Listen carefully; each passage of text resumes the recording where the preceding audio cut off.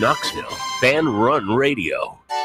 Citizens National Bank. We make it easy to save money. Get access to thousands of discounts on shopping, dining, and travel with the C&B Plus Perks account. It's a powerful new way to save money with roadside assistance, cell phone protection, identity theft protection, and credit monitoring. Banking at C&B has its perks. Call or stop by a branch for more details. Citizens National Bank.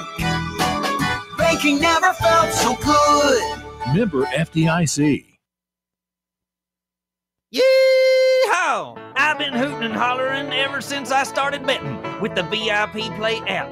VIP Play has more than 200 leagues, every bet type you can imagine, live betting and live hosts, all with 24/7 support from real live people when you need them. Start betting better with the VIP Play app today. Don't be a better, be a better with VIP Play today. Download VIP Play today or head to VIPPlayApp.com. Make sure you use the promo code FANRUN to take advantage of their welcome bonus and so they know that we sent you. Gambling problem? Call 1-800-88-99789. Must be 21 or older and located in Tennessee to bet. Here comes the money. Here we go.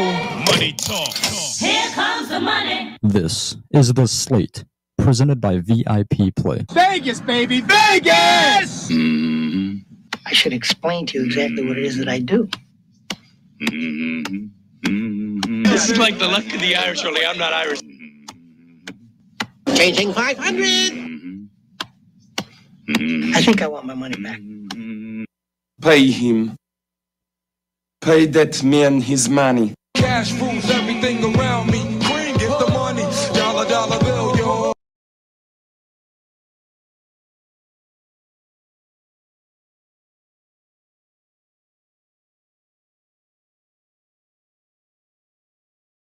Live from the White Claw Hard Seltzer Studios. We appreciate you listening along with us on this Max Monday, as we've got Max Pennell. It's Tuesday. Oh my gosh. I missed yesterday, and it is Tuesday. Tyler Tuesday. I'm so sorry. Look at that. Right off the bat, an error and omission. Happy Tyler Tuesday, folks.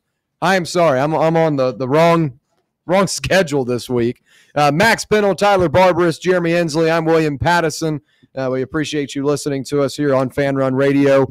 Plenty to cover over the next hour, including eyeing the SEC football win totals. As you might remember, a couple of weeks ago, we did our NFL win totals. We went down the NFC, the AFC, told you which teams we were leaning over and under. Today, we'll focus on the teams we're thinking are going over their SEC win totals. We'll talk about that. A little bit before that, we'll have tonight's slate featuring some MLB picks from both Max and Tyler. And as always, we'll begin today with our About Last Night. But before we do that, let's welcome in the rest of the crew, beginning with Max on this Tyler Tuesday. It's not Max Monday, folks. I'm sorry. Max, how are you on Tyler Tuesday? Yeah, I'm doing well. We weathered the storm last night without you, William. Glad to have you Yes. back. Tyler and me held down the fort, so excited to have the whole crew. Jeremy here as well. Excited to talk some ball with you guys over the next 2 hours. Tyler, how are you? Good. A lot of pressure yesterday, but I think Max and I did a good job. Happy to have everyone else back. It's a nice day outside. Another day, another dollar. Time to make some money. There we go. And Jeremy, how about you? Oh, man, doing real good over here, y'all. Glad to be back in the studio with y'all. Just, for me, just a lot of moving parts at work as we try to get geared up for the school year that's about to happen. So with the city, working in recreation and stuff. So just glad to be on the mic tonight. Glad to be on the mic. Glad to get things rolling. Let's get right into it. It's our Best Bets recap from last night. About Last Night is the title of the segment, and we'll begin with Max. Max, how'd you do? Yeah, 1-2 night. First losing night in what feels like forever. It was unfortunate. Justin Verlander was one strikeout short, had a bunch of 2-strike counts, didn't get there. Eric Fetty thankfully hit on one swing of the bat, a 3-run homer, so over 2.5 run runs for him. I think that hit in the third or fourth inning. That took care of it. And then Tommy Pham didn't come through for us. Should have kept that off the card. Got a little greedy there with plus 140 odds, but what are you going to do? Still in the green the last 2 weeks, bounce back tonight, and get right back on the horse. Tyler, what about you? 1-1 day. Had Marlins money line. It was a bet that, I just wanted to ride their hot streak and ride their momentum as they've been playing tremendous baseball, what seems like for the past, 2.5 months. I saw a really, really poor pitcher on the mound for the Astros. Thought that with the way that Sandy Alcantara has been pitching for the Marlins, he'd be able to have a very, very good start. And I thought that the Marlins offense was going to get hot. That wasn't the case. Ended up kind of getting blown out the water. They were down 5-0, I think, in the first 4 or 5 innings. So scratch that one early. But bounce back. Cade Povich over 4.5 pitching strikeouts at plus 115. That hit. So we got the plus odd bet to cash. So 1-1 day, not the worst outcome in the world, especially on a Monday. You take still being, dead even going on Tuesday. So I'm okay with it. Well, room for improvement heading into this Tuesday. On the topic of baseball, real quick, a reminder, tomorrow night we will not be on the air for both the Slate or Overtime, as we will be at Covenant Health Park for Fan Run Radio night at the Knoxville Smokies. Make sure to come join us tomorrow. It's all-you-can-eat night. Sure to be a lot of fun. Cody McClure, as we were coming on to the air, is outside warming up for his pitch tomorrow night. He's giving out the first pitch of the game. Hopefully he does better than John did. Yes. Well, the good thing about John is he made it very easy for Cody to have a better opportunity, or an opportunity to have a better first pitch than what he did last year. Now, Cody's been working really hard. He's getting that arm loose. I think we're going to have a good showing from him tomorrow. So make sure and come out and join us tomorrow at Covenant Health Park for Smokies and Biloxi. Blake Burke will be in attendance for Biloxi playing, and that's always a good sign to see a former VFL. We got to see Christian Moore early in the season for the Smokies come play back in Knoxville. Now you have a national champion, Blake Burke, returning as well. Should be a lot of fun tomorrow. Make sure to come join us there. All right, got the slate tonight. We'll talk some MLB, also the SEC schedule, as that might take a little bit longer. We're going to go ahead and head to a quick break real quick. When we come back, we'll dive into tonight's slate, MLB analysis, as well as looking at these SEC football futures. Stay right here. It's Fan Run Radio on a Tuesday. For the fans, by the fans, this is Fan Run Radio, Knoxville. Hello, is Tina there? Who's this? Yeah, this is Vince from the hit reality show Wives Don't Tell. Tina applied for our show to confess that her husband won't go to the doctor to get his erectile dysfunction checked. She said she's ready for a guy that can bring the heat. All right, what the is going on? You know you're talking to her husband right now?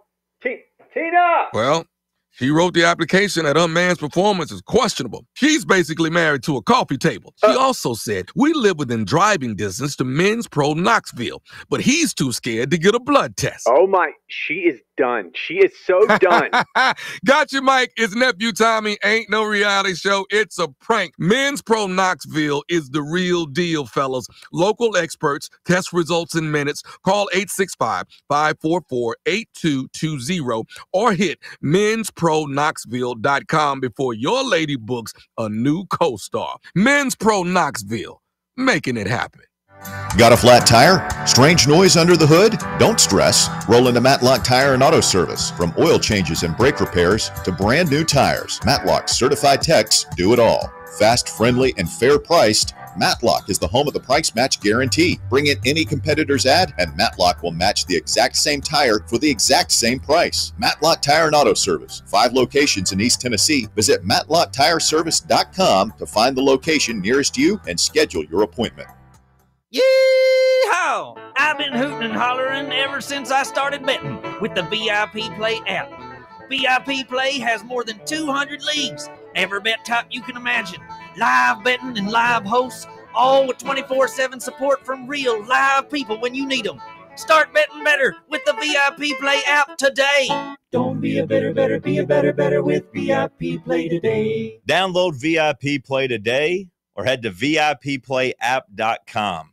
Make sure you use the promo code FANRUN to take advantage of their welcome bonus and so they know that we sent you. Gambling problem? Call 1-800-88-99789. Must be 21 or older and located in Tennessee to bet. Are you looking for a treat that will knock it out of the park at the next watch party? Just like your favorite baseball team, Crumble brings the best lineup week to week with an expanded roster that includes key lime pie, strawberry cake, or my personal favorite, Monster featuring M&M candies. Let Crumble treat you to the best cookies in the game. Download the Crumble app and start earning rewards. You can even vote monthly on what flavors you would like to see at any store of your choice. Warmer weather is here, so get to the ballpark, but don't miss the cookies. Ready to launch your career? Axle Logistics is a leading third-party logistics company where excellence is an energy. With an award-winning culture, Axle proves that positive outcomes come from a positive environment and a work hard, play hard mentality. At Axle, the drive for success is infectious. And with an uncapped commission structure, hard work isn't just noticed, it's rewarded. For those with big goals and even bigger dreams, Axle Logistics is the place to start your career.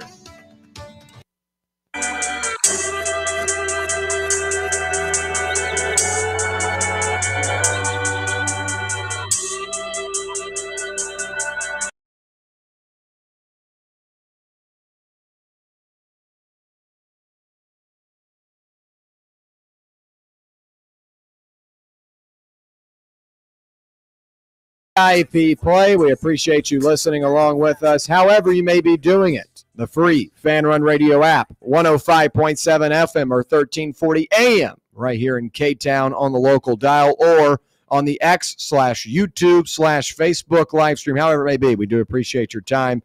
Let's dive into tonight's slate presented by VIP Play.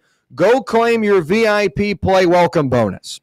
When you make your first bet of $5 or more, you'll get $100 instantly in bonus bets by using the code FANRUN. That's FANRUN in all caps to claim those bonus bets. And new and more convenient deposit and withdrawal methods are coming soon. So the next VIP Play app update will continue to upgrade features to make the betting experience on VIP Play a great one. Gambling problem, call 1-800-889-9789. Must be 21 years or older and located in Tennessee to bet. We'll swing it over to Max for Max Out Your Winnings. Max, what you got?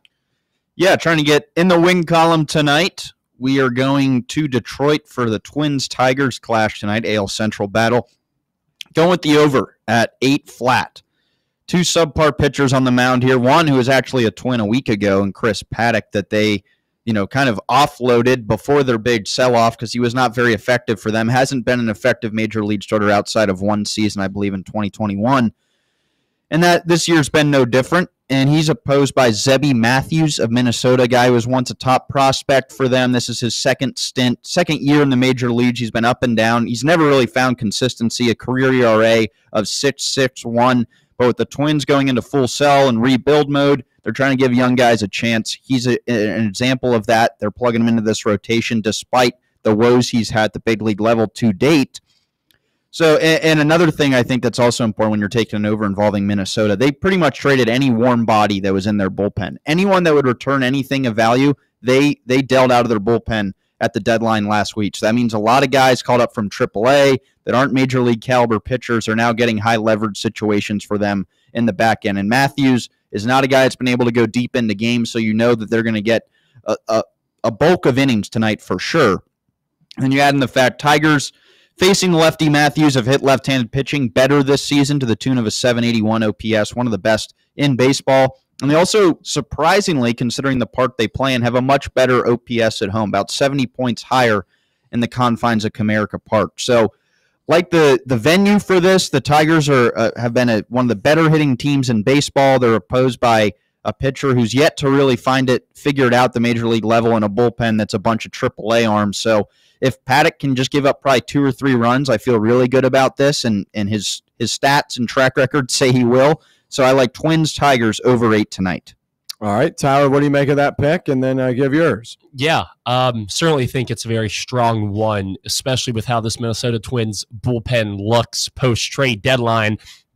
Aren't a lot of guys there that you have faith in, getting you a hold, and a hold is essentially the game doesn't change. The score doesn't change. Don't know how many, big dominant arms they still have in that bullpen after trading away Griffin Jackson, Joan Duran. Zebby Matthews, like what Max said, is not a guy that, is going to give you 6-7 innings. I mean, if he gets hit around, he could only record, 9 outs, less than 10 outs. And with this Twins team, that is a very, very big issue that they cannot afford to face in a game that, they're still trying to win as they're still in the mix for a wild card spot. But with the way the Tigers have just been swinging the bat all year, especially against left-handed pitching, I really, really like this play on the over there. But for me, got 2 plays today, 1-1 yesterday, got 2 picks on the slate.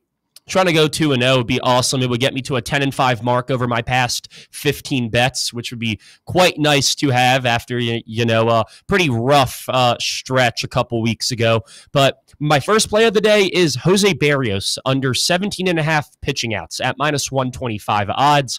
Berrios did not have a good month of July, posting a 5.83 ERA in 29 1/3 innings pitched. He is, looked as the Blue Jays ace, and he wasn't pitching at that level last month, and quite frankly, throughout the whole summer.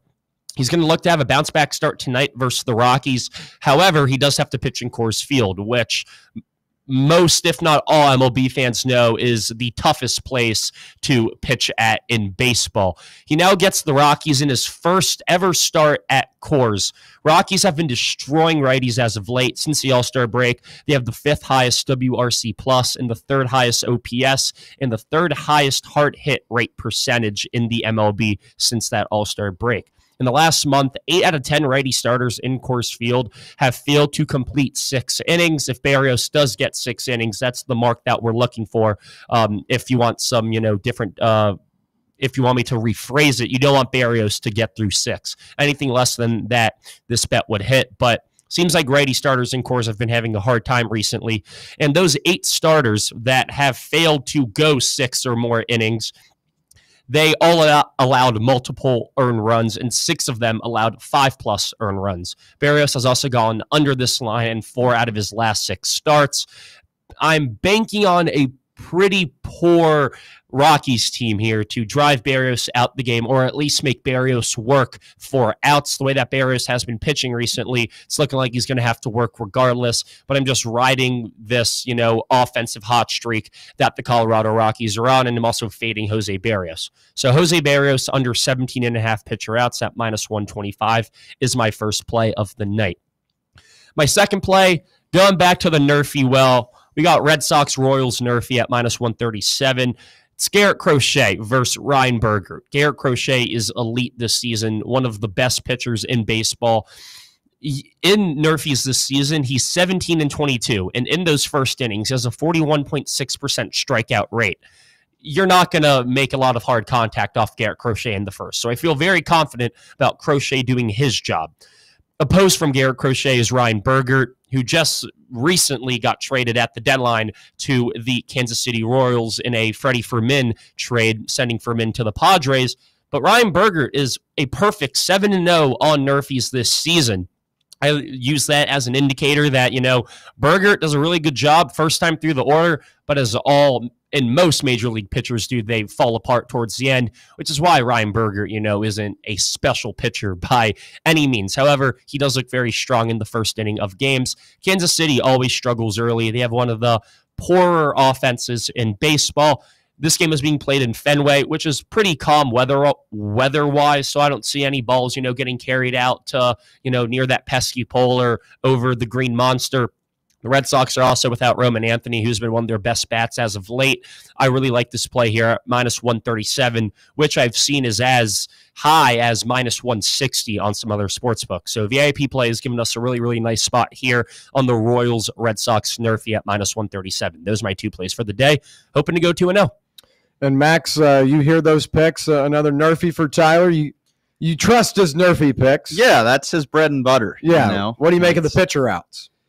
Yeah, I like the rationale in terms of pitching at Coors Field. The Pirates just played there. Paul Skeens couldn't get through 6 innings. Neither could Mitch Keller. Those guys eat 6 innings every start. So there's certainly something. It's also tougher because of the altitude, tougher on the body if you don't play there every home game. So I think there's definitely something there, and they have been swinging a better bat where I don't think you're going to see 7 innings of one-run ball from Berrios, maybe that you would have seen in April against a Rockies lineup. But it's gotten better, to their credit. They're not on pace to be the worst team ever anymore. So, and one more thing to mention, too, with the Jose Berrios play. His main pitch is the sinker. He doesn't really have a fastball. In Coors Fields, you see these, pitches that usually have a lot of break for pitchers not break as much in Coors due to the altitude. So if Berrios doesn't get that sinker working, he's going to, hang a lot of his pitches up in the zone, which is going to give the Rockies a better chance to drive Berrios out the game. So I do look at his pitch mix, because if it's a guy like Skeens who just has a dominating fastball, a guy like Skubal, Crochet, who have great fastballs, they don't rely as much on movement. They just rely on powering it by you. Berrios is a guy whose sinkers 94 to 96 miles per hour. And if that movement can't generate swing and misses, then he's going to have a really, really tough day. Maxon, anything to add from that? Nope. Solid analysis from Tyler. We'll play it on. We'll switch over to the gridiron as college football is only a couple of weeks away. Week 0 on August 21st, I believe. We got some good matchups there, but we'll be more focused on the SEC today with the SEC football futures. And these are courtesy of VIP Play and many of the other books out there. We'll begin with just kind of going down the list, and then we'll get into the most confident team we are feeling on the win total over. Tomorrow we'll look at the unders, but today we'll focus on the overs. I'll go ahead and read the list of the current odds. Alabama at 9.5, Georgia at 9.5, Texas at 9.5, LSU at 8.5, Ole Miss at 8.5, Tennessee at 8.5, Florida at 7.5, Auburn at 7.5, Missouri at 7.5, South Carolina 7.5, Texas A&M 7.5. A lot of 7.5 teams on here. Oklahoma breaks the streak at 6.5. Then we have Arkansas 5.5, Kentucky 4.5, Vanderbilt 4.5. Don't tell Diego Pavia that, because he believes they're winning the national championship this year. And then Mississippi State at 3.5. So which one are we most confident in the win total? I'll let you guys go around first, because I could have a couple of different answers here. Don't want to step on anyone's toes. But obviously, when you look at these win totals, see a lot of 7.5 for some of these teams that could be boom or bust, in my opinion. Like Florida, I think, has a really good team. I'm a big fan of DJ Lagway this year. I think they've got a really good offensive roster. I think they return a lot of key players defensively as well. They've got a daunting schedule, though. But 7.5, if you're feeling Florida as a good team this year, you probably go the over. If you think they're not going to be good up against that tough schedule, you go under. Teams like Auburn, a lot of new pieces. Jackson Arnold comes in, the former 5-star recruit. Obviously did not work out at Oklahoma. Does he come in and revive Hugh Freeze's career with the Tigers, as it could be a possible year of, Hugh Freeze could get fired after this season if they don't meet expectations. A lot of good wide receivers for the Tigers, though. But then you got like South Carolina and Texas A&M, a consensus top 25 team who also have a couple of roadblocks across the way and some quarterbacks that are good but need to establish themselves more this season. So I look at that 7.5 range as some really interesting value depending on how you feel about a couple of these teams. But I'll swing it to Max first. Your most confident win total over in the SEC. Yeah, and I'm surprised this line hasn't shifted throughout the summer north. I think this team has gotten more attention. I kind of felt like I was on them before it was trendy, I guess, Sure. And I think they've picked up steam, although the coaches poll disagreed with me. But for me, it's Oklahoma over 6.5. Yeah, it's similar, like all these SEC teams, the schedule's going to be difficult. You don't have those 4 conference games that you can just pencil in as, hey, we got those 4 in the bank. As long as we show up, we'll win those 4 games like some of these other conferences have. But I think this is a team that a lot of their win total is based on last year. And I've said it before, Brent Venables has his flaws. I'm not sold on him as the long-term head coach at Oklahoma. But is he also not a guy who can win 7 or 8 games? Yeah, he's not, he's not a train wreck. And he finally has a quarterback for the first time really there. I mean, you think last year they went Arnold and Hawkins, both those guys. Neither was really effective. both young guys as well that hadn't been entrenched starters in college football. They get that in John Mateer, a guy that's going to raise that floor a lot, a guy that you can trust to run that offense. It's going to just give you a higher caliber of play, game in, game out, week in, week out. I think that helps. That's going to help Venables, who's not an offensive guy, not worry about that. Just pencil in Mateer as your starter every week. He's going to give you a chance to win. I really think he's one of the better quarterbacks in this conference, and he just hasn't had a chance to prove it yet because it's his first year in the league. And the schedule isn't overwhelmingly difficult. There's a couple swing games for me on this schedule that is going to dictate this win total. And that's part of it, I think, if you're looking for some of these win total over-unders. Is there a game late in the year that you think is going to decide that? Then take the over, take the under. You're going to get a hedge opportunity most likely if you don't want to, ride your bet in Week 14. But the non-conference has Illinois State, Temple, Kent State. Michigan comes to Norman. That's going to be a big game for me. Week 2, I think Michigan is way overrated. If you win that game, they should be starting 4-0, and then you need 3 wins in the last 8 games just to play 3-5 football. And I think that's a team that then could become an 8 or 9 win team if they start out that way. So they got, Ole Miss comes to Norman. That's a game I would give to Oklahoma. Missouri, LSU. There's plenty of chances for this team, if they're what I think they are, to get the 7 or 8 wins. Venables isn't great, but he's not an unmitigated disaster. For me, it's Oklahoma. I trust John Mateer. I trust the level of play at Oklahoma to be at a more stable floor than what it's been in the first couple of years under Venables. Give me the Sooners at 6.5. Yeah, a big year for Brent Venables. 22-17 overall through 3 seasons in the SEC. Or excuse me, maybe not the SEC, but through his time at Oklahoma. 2-6 last season up against conference opponents in the league. But look, I like Oklahoma as well. John Mateer, I think, is a top 10 quarterback in the country. Ben Arbuckle comes over from Washington State, was the offensive coordinator and quarterbacks coach last year for Mateer, and now is going to play the same role this season for the Sooners. So it's not like he's having to, learn a totally different system.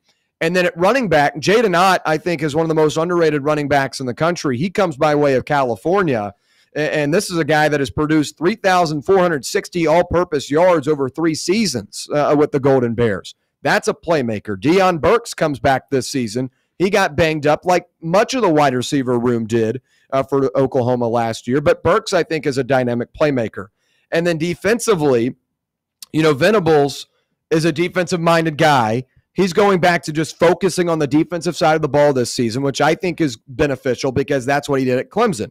And you've got guys like R. Mason Thomas on the defensive end. And then Eli Bowen is going to be one of the best corners in the country. They've got some talent on this team. The schedule is going to be difficult. I think there's some swing games like you mentioned. Michigan, I think that's a huge game early in the season. And for a Bryce Underwood, who's going to be playing his second game in college football, having to go on the road in an SEC environment could be difficult.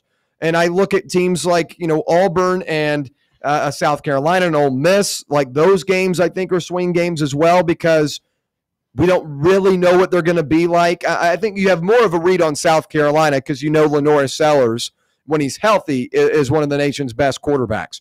For Auburn, it kind of comes down to Jackson Arnold. Is he able to get it out to a talented weaponry of receivers? Well, Brent Venables would know the answer to that. Yes, he would. And maybe I think Arnold will be better at Auburn than he was at Oklahoma. I think last year's offensive system was kind of just a throw darts at the wall kind of deal. Arbuckle, I think, has a much better identity.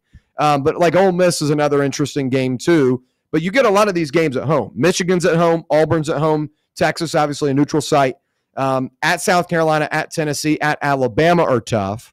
And Week 14 LSU could be, one of those pendulum games for Oklahoma. If this is a really good team, that could be the swing game that takes them to the college football playoff or not. So I like Oklahoma. I think 6.5 is also pretty low. I like that pick there.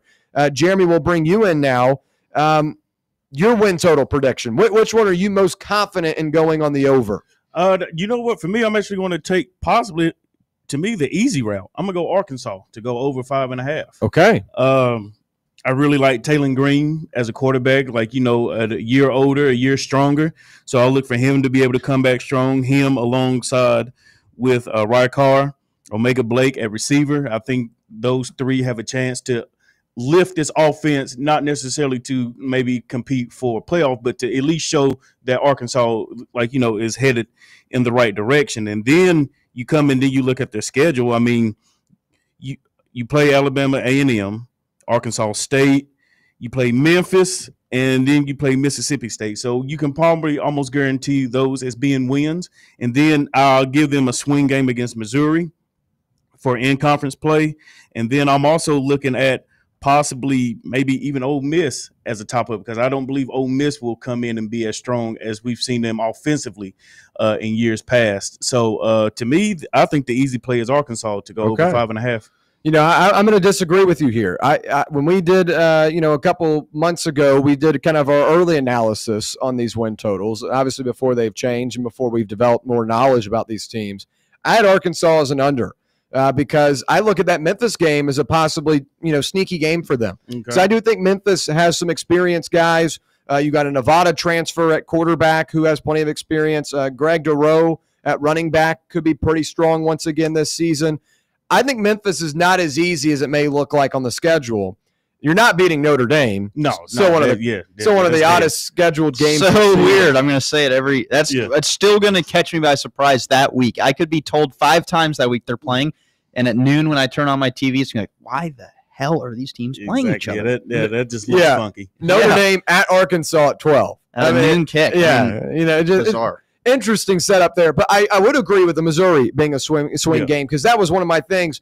I had them going under because I believe Missouri's a little bit of a tick better, and that's what kind of that swing game was for me. But I think that's what that season could come down to, like a rivalry game at the end of the season. And if you're in that 5-6 category, then it's worth the bet, at least maybe there, because maybe you could hedge out and take Missouri at plus odds if Arkansas is the better team every which way. But I was more leaning on the underside, so I respectfully disagree with the Arkansas take. But you at least do have a couple bye games early in the year with Alabama A&M and Arkansas State. Yeah, I am a fan of Taylon Green. I think he's underrated. I agree. I think he kind of got swept under the rug last year because it wasn't that good of an Arkansas team. But he was really effective for them, especially when healthy. We saw that firsthand when Tennessee lost. I'm not sold on the coach. That's the biggest thing for me. And it's another one of these situations that's weird. And it was the only thing that gave me pause with Oklahoma is when you have the situation where if a coach gets fired week 9 or week 10, does things just fall off the rails? And you see that very often. Sure. And there could be a situation where, Arkansas is 4-5 and they're still in play for 5.5, but Pittman's gone. And then it's just guys know they're hitting the portal, what have you, and quit on the season. But I think if I had to take a lean on this, I would side with Jeremy on the over. I think Arkansas to me always feels like they get a home game that they shouldn't. They win it, they win a home game over a ranked team or, pulling up maybe not a top 5 team every year. You're not saying Notre Dame here. No, I'm not saying it. But I'm saying an A&M coming to Fayetteville. I think that's a game that I think is totally in the cards for them. Missouri, I think there's enough games there that the roster is actually okay enough to get the 6 wins. I'm not putting my money on it. But you tell me to pick a side here. I'm probably saying Arkansas gets to 6-6 and is probably playing in like the Music City Bowl. Yeah, Taylon Green took Boise State to back-to-back Mountain West championships before arriving to Arkansas last year. I think Taylon Green's really underrated. Great athlete too. I think he would have had more success at a different school this year, maybe transferring. But heading into midway through the season last year, he was one of 3 quarterbacks with 2,000 yards throwing and 600 or 700 yards rushing. It was something around that. That's a guy that can, make a lot of plays, not only in the air, but also with his legs. I just don't love Arkansas's roster up, top to bottom. I also think Sam Pittman's kind of a dead man walking. I'm really surprised they brought him back this year. That Memphis, we know the Liberty Bowl, one of the toughest places to play in the country. I wasn't saying you don't want to go to the Liberty Bowl in mid-September. That's where seasons go to die. Ask Ole Miss. Arkansas had some trouble with it last year. They went to the Liberty Bowl in the postseason, played Texas Tech. Maybe they've got some PTSD when they roll back. Ole Miss has lost at the Liberty Bowl. I know they have. Yeah. Tennessee has lost at the Liberty Bowl. Josh Rosen lost at the Liberty Bowl. Yeah. You name it. That's where big seasons go to die at the Simmons Bank Liberty Stadium. Yeah, that's currently being renovated. It's like just a big ass hole. Been getting renovated for 2 years now. Last year was the first year it was getting fully renovated, but it's just got this gaping hole in the middle of where like they're building, and it just it looks a little kooky. But anyway, Tyler, I'll move to you. What's your best, most confident win total over? Yeah, I mean, I've been raving about South Carolina for a while, but there's a win total that I do feel pretty comfortable on laying down, and that's LSU. And I say this for a couple of reasons. One, Brian Kelly, every year that he's been here at LSU for the past 3 seasons, he's gone over this win total, which is 8.5, 10 wins in 2022, 10 wins in 2023, 9 wins in 2024. It is only regular season that the win total. Bowls do not factor into it. Oh, okay. I'm not saying that's still good. Well, then I'm I just guess that making sure the listeners know that you're only getting the 12-game regular season schedule in this number. Gotcha. Okay. I wasn't aware of that. But LSU, did they win or lose their bowl game last year? LSU played in the Texas Bowl. They played Baylor? Believe it was Baylor. They beat them, so they were 8-4 in the regular season. So 2 of the 3 years. Two of the 3 years. And last year did seem kind of like a down year for this LSU team that, had a preseason AP poll ranking of 13. You lost Harold Perkins very early into the season. He only played 4 games. That's arguably their best defensive player. I think he's a first-round draft pick. He's just such a game wrecker. You'll get him back in his final year where I think he's going to be one of the best defensive players in the SEC, if not in the country.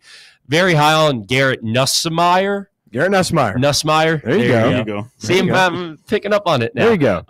Even though I couldn't say his name correctly, I mean, this is a guy that, just has pure arm talent, and we've seen that last year. I think that if Nussmeier if he can cut down the turnovers, especially with those interceptions, I think he had like a 28-12 touchdown to interception ratio. If you cut down that interception mark by, 3-4 interceptions, you're in the 10s or you're below 10, that saves you a lot more possessions that I think are going to be much needed for this LSU team. Then you look at their schedule. You open up at Clemson. If you win that game, there's your mulligan. They will not lose. Right? They will not win that game. We'll see what happens, Mr. That's Adam actually Schefter. an interesting game I for me. guarantee they will not win that game. I'm not saying that they're going to win, but I do think that game is interesting. Oh, it most definitely is. I forgot about Perkins. I forgot all about Perkins, and He's a stud, man. His play could potentially end up bringing up a play here and a play there late in the game. I mean, I'm not saying, but I'm saying Harold Perkins, Harold Whit Perkins Weeks is a problem. I'll take Whit Weeks. You can have Harold Perkins. Max isn't high on Harold Perkins for some reason. No, I think he's he's living a off being good 2 or 3 years ago. He hasn't. I know he's been hurt, but he hasn't. They tried moving him around, all this stuff. He hasn't really been. I mean, until his injury last year, he was not a first-round pick by any stretch. I mean, his stock, at least in the eyes of the NFL, is severely fallen. His first year, they played him at the right position.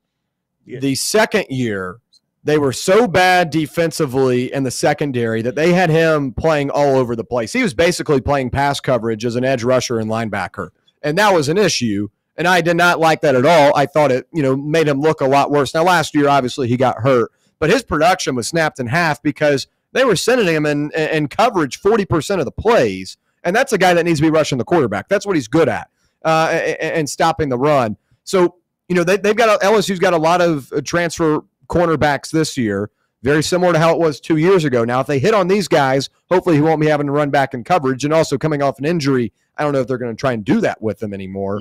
But if he's able to play the right position, and that is coming off the edge or as a true linebacker, He's a game wrecker. I think it'll be much better. Yeah, but I've watched 2 guys that were in that same boat, in Micah Parsons and Abdul Carter, and those are guys that were, wow, that's a game changer, because they, no matter whether it was off the ball or on the line of scrimmage, it didn't matter. They were wrecking the game. Harold Perkins was not that when he was not have his hand in the dirt. And I think to be an elite guy, the way some people talk about him, is you can do whatever because you're just that special and you're that much better than the players in college, which is what I saw in an Abdul Carter, a Micah Parsons type guy. I don't think he's that. I'm not saying he's not a good player, but I just think he's living off a few years ago, and I need to see him prove it again. Yeah. Okay, well, just with that being said, do you think Jadeveon Clowney would have been the same player had he had to stand up?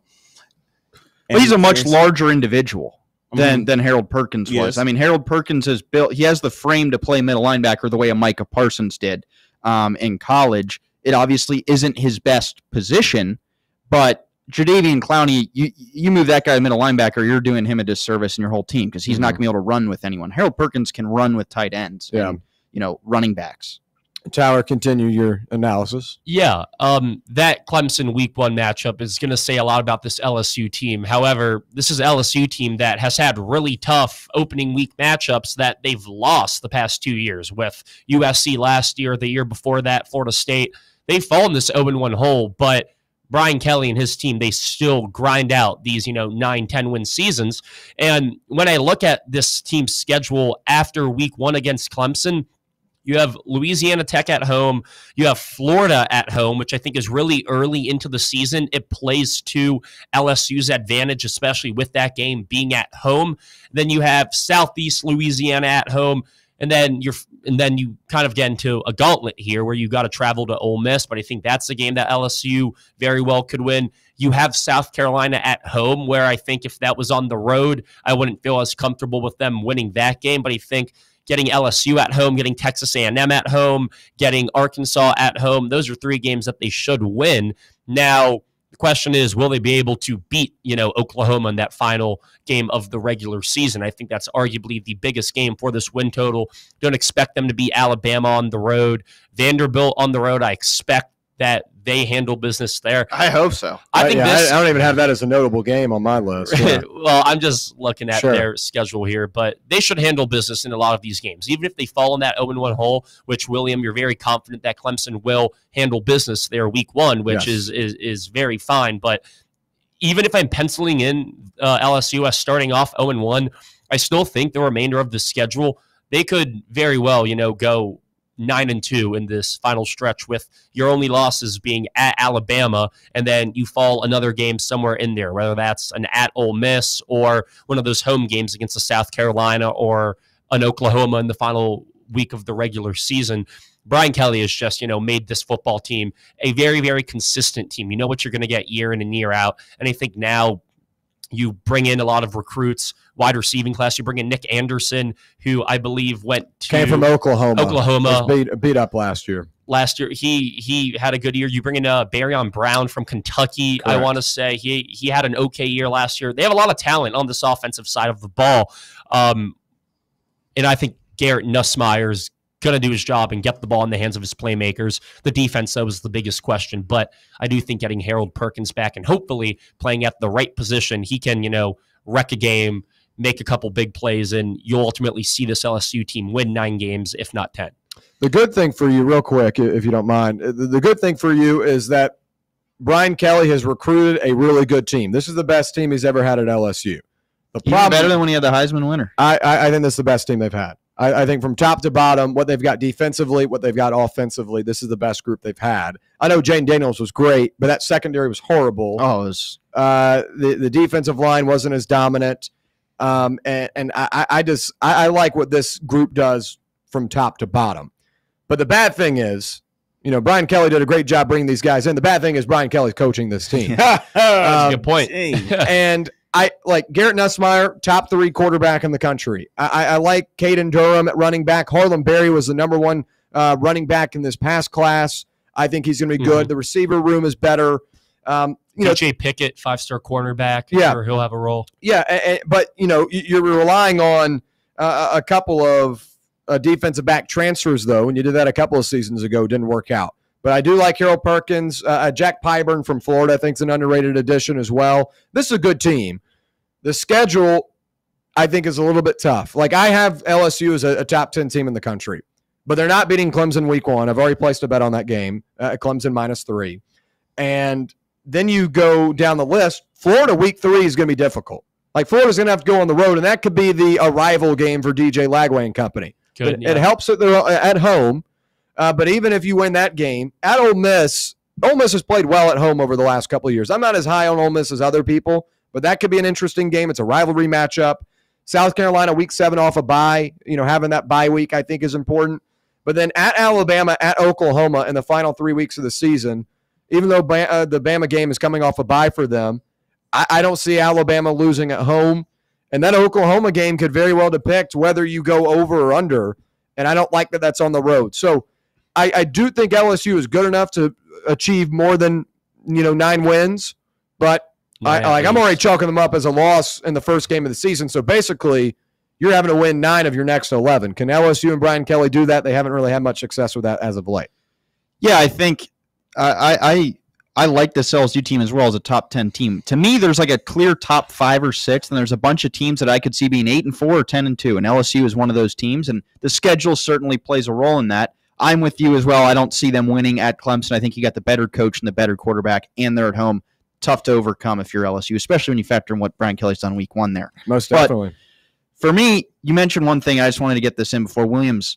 You said you know what you're going to get in Brian Kelly, and you're right. He's been a consistent 9-10 win team there. You also know you're not going to get defense, and that is what I worry about with LSU. Which gives you pause with it being LSU. Yes, I know. Before him, that was, you knew they'd have first-round defensive backs year in, year out that were top 10 caliber guys. So that's my only hesitation with them. Can he finally find a way to – he doesn't need to be a top 20 defense. Can he just find a way to be top 35? Right.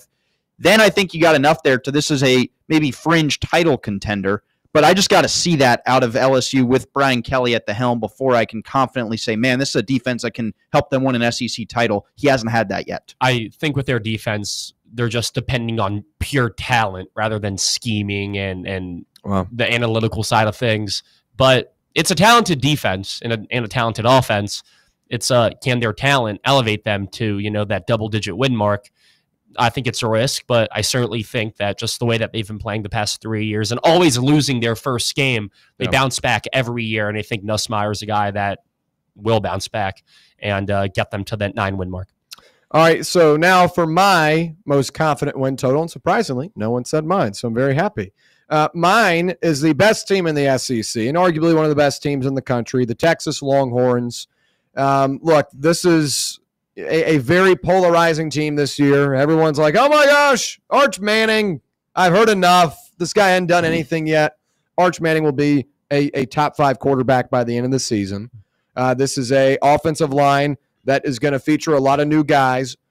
Does return a starter and DJ Campbell, but all 4 of these guys coming in have been working with Arch Manning over the last couple of seasons with those second-team reps.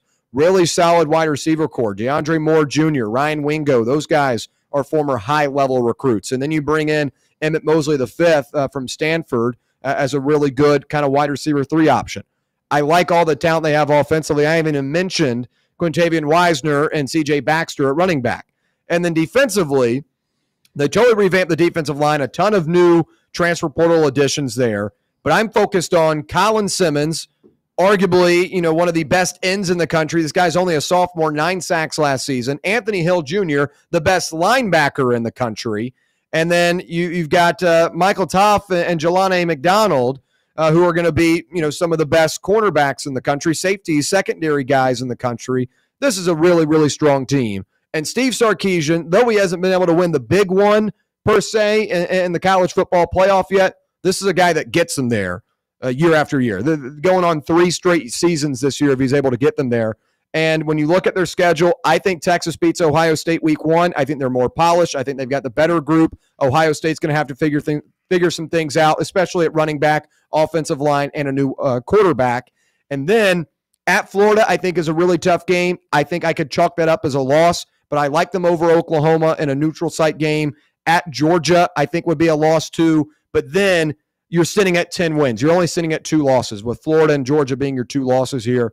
I know it's a little bit more of a risky bet because I say, I think they beat Ohio State, and you're like, William, they're going on the road. I don't necessarily think that's going to happen. If you don't think they're going to beat Ohio State, then you probably should invest in the under if you don't think they beat Florida on the road. But I'm confident in saying that Texas is a 2-loss team in the regular season, and I take the win total over 9.5 and get to 10. Couple seconds real quick before the break. What do you guys make of that? So you're really taking, I believe in Arch too a little bit, but his first start as the starter on the road at the shoe for him to beat Ohio State. With a better defense Texas has, I mean, top players in the country at every position. It's Julian Sands' first start, too. My Arch is going on the road, sure, but this is a big noon kickoff game. It's not like we're letting everyone get all alcoholed up at 8 o'clock and it's going to be loud. I think that Texas's defense will do their thing. Arch Manning has at least proven to me in the small stints we've seen him that he can extend plays. He's really good in the pocket, good awareness. I haven't seen anything from Julian Sand other than a couple of practice highlights. Arch Manning, I think, is more established at this point in this matchup. And even if he's not able to get going, C.J. Baxter, Quintavious Wisner have shown that you can get production out of them. Ohio State, they've got like 4 or 5 guys right now at the running back position. There's not a dead set starter. I'm more confident in what Texas brings to the table and what they already have. Yeah, for me, Texas was a semifinal team last year with Quinn Ewers. Do I think Arch Manning can at least be what Quinn Ewers was or better? Yes, I do. So I think this is still a team that is a national title threat. My thing is we look at all the best quarterbacks in the country this year. Drew Allard, Cade Klubnik, Garrett Nussmeier, kind of the consensus top 3.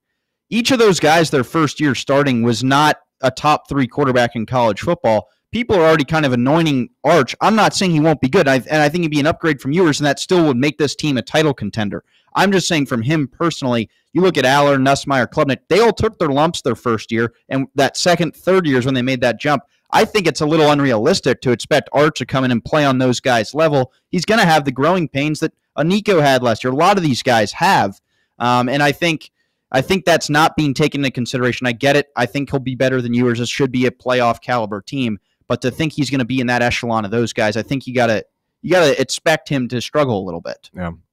All right, when we come back, we'll give our best bets of the night. Stay right here. It's the Slate presented by VIP Play on Fan Run Radio.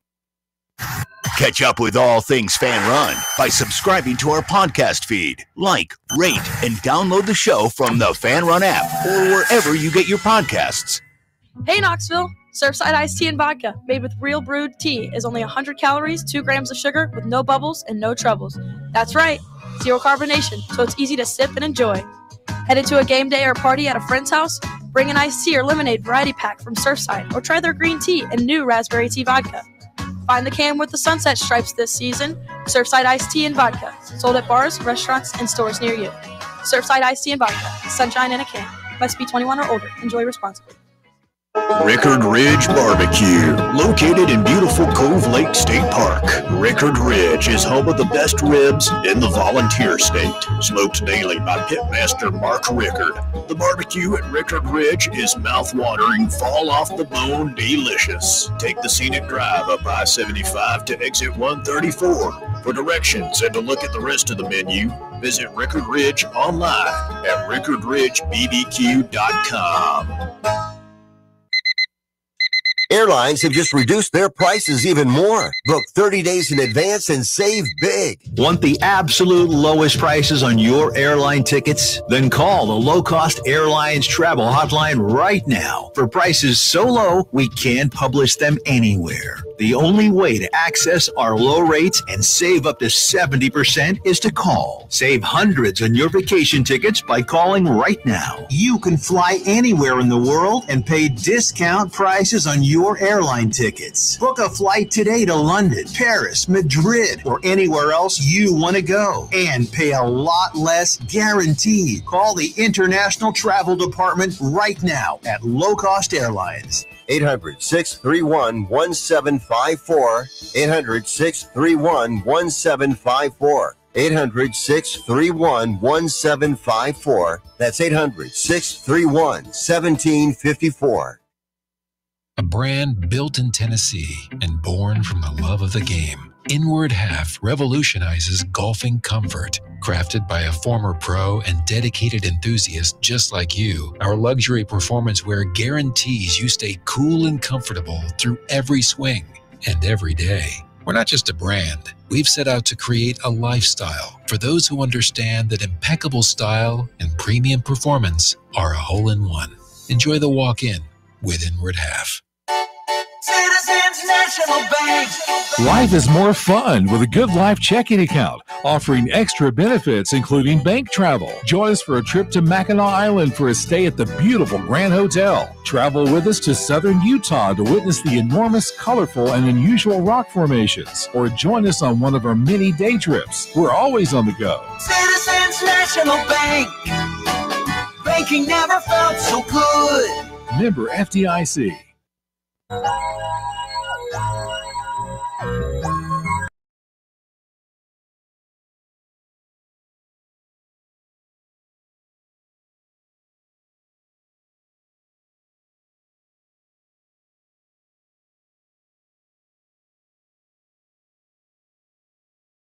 Appreciate you hanging out with us. Now time for our best bets of the night, presented by VIP Play.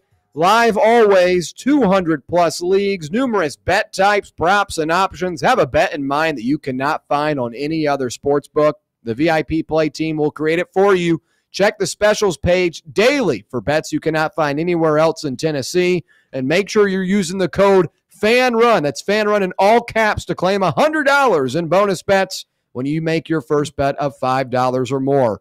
Gambling problem, call 1-800-889-9789. Must be 21 years or older and located in Tennessee to bet. We'll swing it over to Max with the best bets of the night. Yeah, just one tonight, one card play. It's Twins Tigers over 8. Like I said, Zebby Matthews, career 6.61 ERA. Tigers, one of the better offenses in the American League. Chris Paddock, a kind of throw-in to their rotation, not very effective either. I like the over 8 in this AL Central battle. Yeah, on my end, got 2 plays today. One of them starting in 15 minutes, that being the Red Sox Royals Nerfy. So if you're a fan of that, get that in. Really like Crochet here, as he is the starting pitcher for the Red Sox, who's 17-22, 17-4-22 on Nerfies this season. Opposed from him is Ryan Bergert, who is 7-0 in his Nerfies this season. So like that spot there. That game obviously starting in 15 minutes at 7:10 p.m. Eastern time. My second play, I got Jose Barrios, under 17.5 pitching outs. Pitchers, especially righties, have had a very, very difficult time pitching in cores over the past 10 games. Barrios coming off a pretty poor, and that's sugarcoating it, a very poor month of July. The Colorado Rockies swinging a hot bat after the All-Star break, being in the top 5 in all advanced metrics, hitting metrics. That game starts at 8:40 p.m. Eastern time. So you got a little bit more time for that, but those are my 2 plays for the day. Trying to start off the week on a 3-1 record. All right. Let's make sure, keep an eye on Jeremy and Tyler back there. Apparently at camp today, the Ravens and Colts got into multiple fights. Oh, my God. They joined practice. So I would make sure they keep their distance back there. Right, well, maybe during the break or maybe during overtime, we might have some fights here. So make sure you stick around for OT on the other side to see if Jeremy and Tyler get into a tussle, just like their teams did earlier this week. Join us right here on Fan Run Radio. We'll stay right here. Twitter or X or whatever they're calling it these days at Fox Sports Knox, Fox Sports Knoxville, Fan Run Radio. Every 40 seconds, a child goes missing somewhere in the U.S. You can help in the effort to find missing kids simply by donating your car or boat to Find the Children, a nonprofit organization dedicated to returning missing children to their families. Find the Children works closely with national and community agencies and organizations and helps distribute flyers and posters that are directly responsible for recovering missing kids. Your car or boat donation helps protect and recover children in every state and community by sponsoring child safety and recovery programs. For fast, free pickup, call anytime, 24 hours a day, 7 days a week. Running or not, your car, truck,